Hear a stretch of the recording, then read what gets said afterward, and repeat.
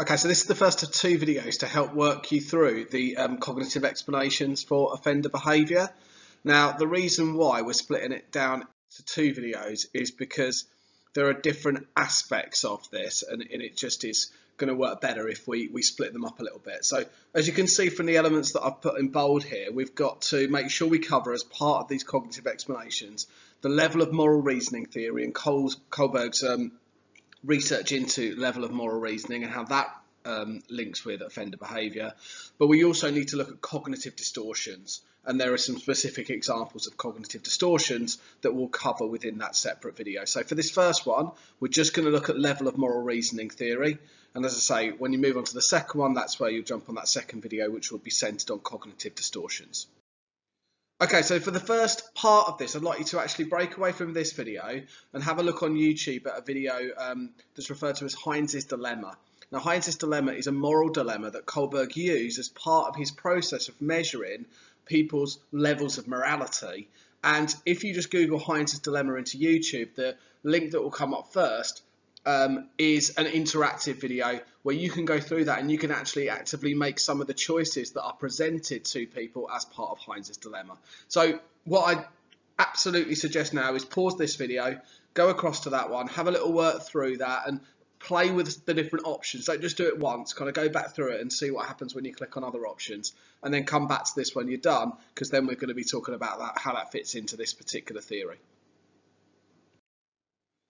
Okay, so the level of moral reasoning theory. So by moral reasoning here, we are referring to the process which people are applying to determine their choices and absolutely back up that decision of whether a particular decision and action is wrong or right.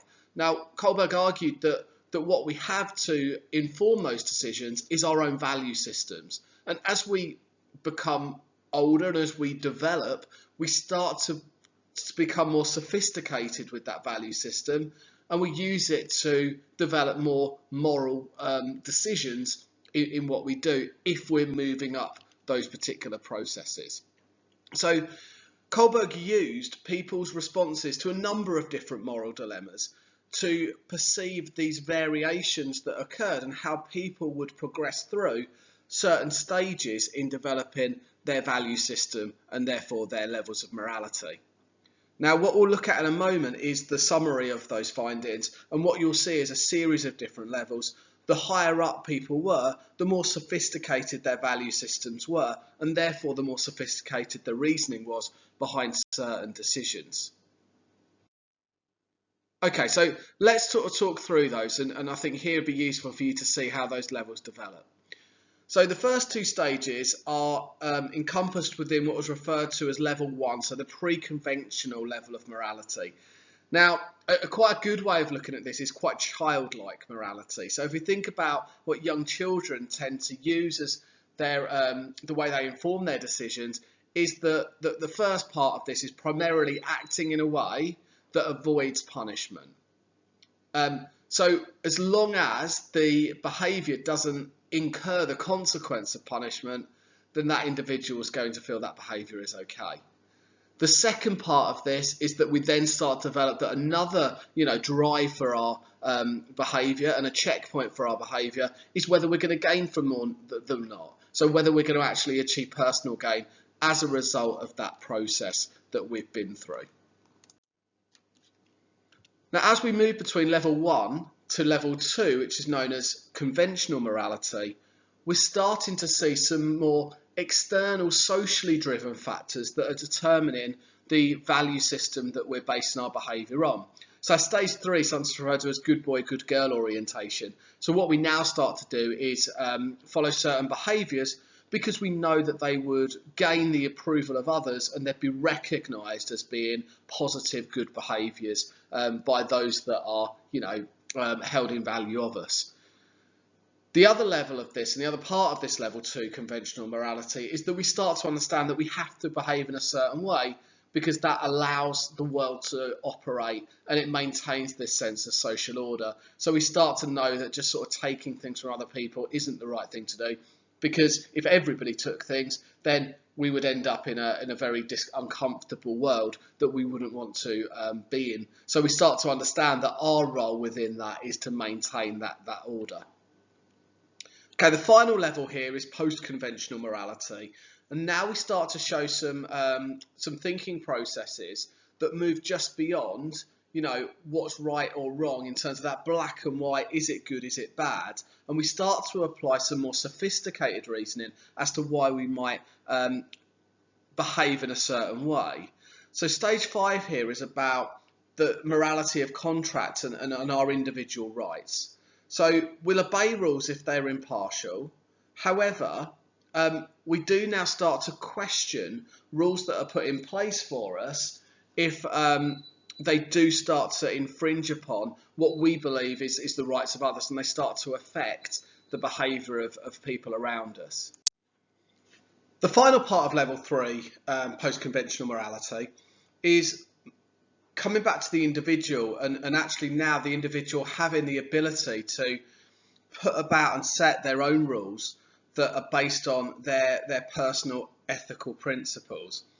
So consider Heinz's dilemma and think about those options there, where Heinz actually was determining that things were appropriate and okay, not because of the general societal rules, but because of his own beliefs of what should happen in terms of making sure that other people are looked after, and we move beyond, as I say, just what the societal rules are if we feel like morally the correct decision is to break them.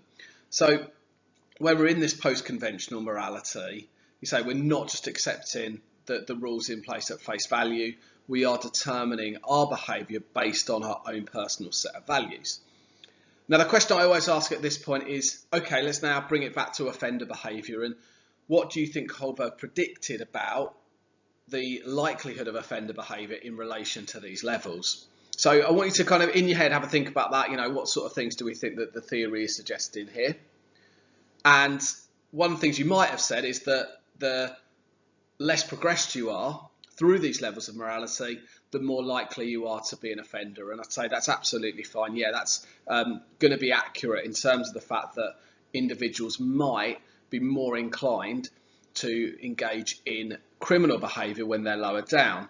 However, if we consider level 3 morality, we might see some criminal behaviour taking place here if it's deemed to be appropriate. So we don't want to confuse things too much. And what I will say is that in terms of the way that I'd ask you to present the theory here is that we centre it on level 1 pre-conventional morality.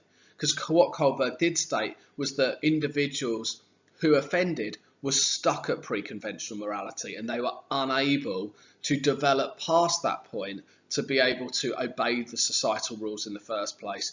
And what people tended to do was to orientate their behaviour in a way that was just about avoiding punishment and just about personal gain. And if you think about a number of different criminal acts, then that's essentially what individuals are trying to do. Okay, so criminal offenders, pre-conventional level, stuck at that stage level 1 and 2, and therefore with this need to avoid punishment and gain rewards. So as I mentioned, I was talking through those different levels. That's very childlike, those first stages. That is what we'd expect, infants and young children to be doing to direct their behaviour before they can start to appreciate those other levels that they need to apply to their reasoning, like societal rules. When we see adults who break the law, then they may well justify it. And when we see those justifications, this is where that pre-conventional level comes out. It might be that their reasoning is that it's maintaining a relationship. I'm getting personal gain, or society's against me. So this is something that I need to do because otherwise my family won't be able to survive. And therefore, this is me getting it back on society, essentially. Now, what's quite interesting to note here is that when we look at how ages fall in line with the morality stages, that it tends to be around the age of 10 that's that threshold that people fully achieve stage 2. Now, that's not to say it's impossible before then, and of course with all of these, cognitive levels, and we'll have the same conversation about gender when we get to that topic, we'll see the fact that different people will vary, but as a kind of mean average, the age of 10, which I say is interesting because when we look at the age with which children need to be in order to be seen as having the potential to be criminally convicted, then that is also for the UK the age of 10. So we can kind of start to draw these things together, that as the UK legal system kind of buys into this idea of the age of 10 being that correct threshold. And by this research, the reason why at the age of 10 we're able to do that is because children have developed the correct level of moral understanding to then be held accountable for a legal activity.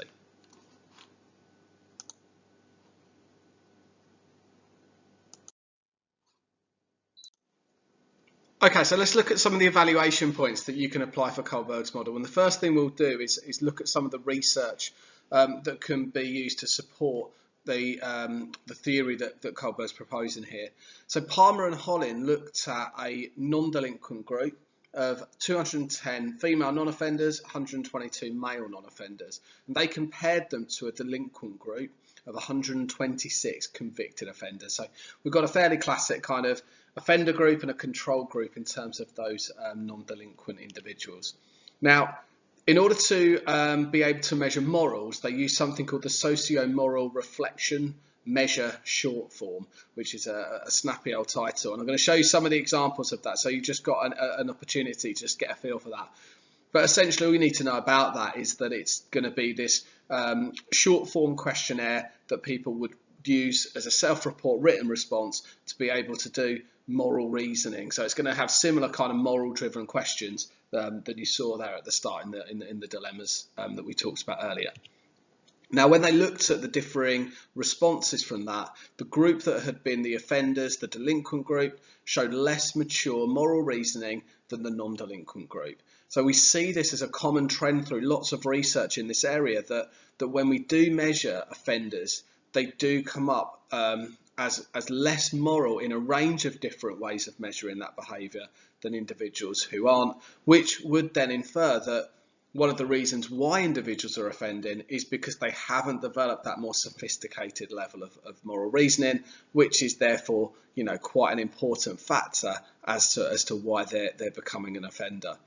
Okay, so there's a range of different things you can present here. One of the things that hopefully you thought of as I sort of talks about self-report measures is issues with us measuring morality through that. And if you think about some of the differing kind of levels of honesty about the way people would approach an assessment like that, well, maybe people that are offenders are a bit more, you know, hands up, this is what I am, and I've got nothing to hide, where people that aren't offenders might actually disguise some of their immoral type logic and reasoning in a test like that. And where we're self-reporting it, rather than directly observing and measuring moral behaviour in people's everyday lives, then it's difficult to distinguish between what the filter is, where people are putting on that they might be more moral than they actually are in these type of self-report tests.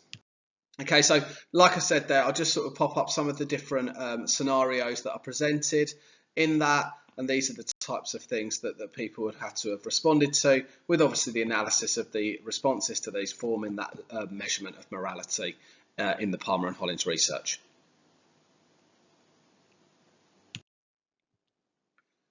Okay, so the other kind of quite big evaluation point that we can apply to Kohlberg relates to gender bias. Now, this is something that we did touch upon as part of our issues and debates unit, and this is a really good chance to link together these two modules so that you've got a nice solid evaluation point for the theory in the forensic unit, but also you can use this as part of your discussion if the question comes up as gender bias within the issues and debates unit as well. Now, the starting point of the gender bias from Kohlberg is the fact that the original sample that the stages of moral development were based on was entirely populated of men. So if we think about what that's aiming to do and create this kind of way of assessing the levels of morality that people move through, we're only using males within that sample that are leading to that conclusion. So instantly we can say that that model isn't representative of female morality and female development of morality if differences do indeed occur. And of course we don't know whether differences occur because only men were used within the sample. The second criticism is that the research was based upon male-orientated principles But what he's trying to argue here is that those principles of morality are universal. So there's no distinguishing the theory here. It's not like it's presented as a male theory. It's presented as a universal theory. And when that came to testing, again, only male participants were used to do that. So one thing we can talk about here is the fact that we've got this beta bias, the fact that we're not distinguishing between the two genders and we're trying to apply across both. And it's that, again, as the slide points out here, the minimisation of gender differences. Now, what doubles down on this issue of gender bias is the fact that Kohlbergs' prediction was that women reach lower levels of moral development. So he's essentially saying that when we apply this to now looking at the way that females process moral decision making, they are going to work on a lower level than males, which we can now associate with an issue of androcentrism. And remember, the heart of that term is the fact that we have a theory which is not just overlooking female behaviour, but is directly having a negative assessment and way of looking at female behaviour through a male-centred research process and theory. So as I say, it's quite a prime example for this. It's a really solid evaluation point here, and it's a really good evaluation point to bring into gender bias of one of these areas of research that just doesn't have that level of balance that we'd expect in a modern theory.